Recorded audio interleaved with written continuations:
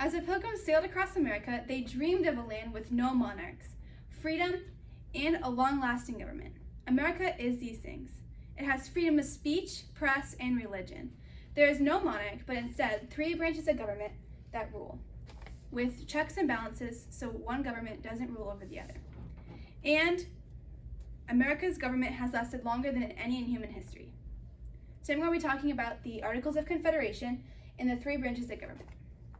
The Articles of Confederation were put into effect in 1781. These pages were not a government, but more of a framework for a friendship. The Articles of Confederation were governed by a body of delegates with 1 representative from each state. It required a 9 out of 13 vote. With this overwhelming majority, not many laws were passed. One of the biggest accomplishments of the Articles was the Northwest Ordinance of 1787. It gave us northern states like Ohio, Indiana, Illinois, Michigan, Wisconsin, and parts of Minnesota.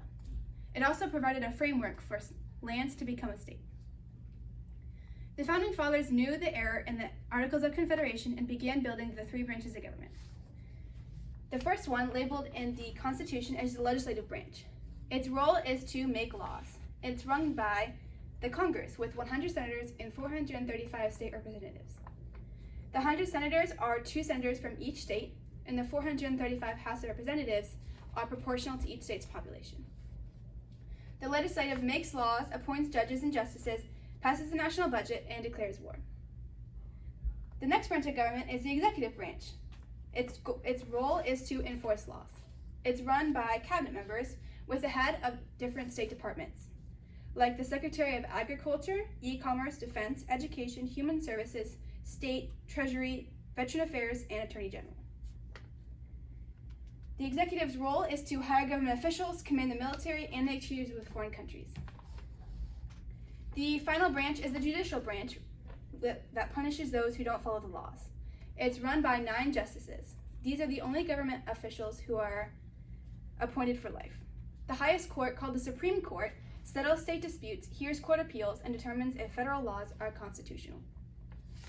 All of these check and balance each other so that one won't rule over the others. The legislative branch can impeach the president, ratify treaties, and declare war, override vetoes by a 2/3 congressional vote in the executive branch. The legislative branch can also appoint judges and grant pardons in the judicial branch. The judicial branch can interpret laws the legislative makes and may declare them unconstitutional. The judicial branch can also overrule the president's actions, calling them unconstitutional. And the executive branch can impeach the justices and propose constitutional amendments to overrule Supreme Court's decisions. And the executive branch can veto bills, recommend legislation, and call together a special Congress in the legislative branch. Another way they ensure checks and balances was terms.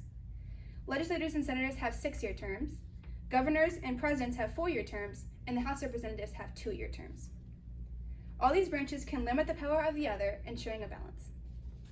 Although disagreements still exist, the Declaration of Independence, Bill of Rights, and Constitution were founded as America's documents in 1787. America remains a beacon of light and hope to immigrants declaring freedom.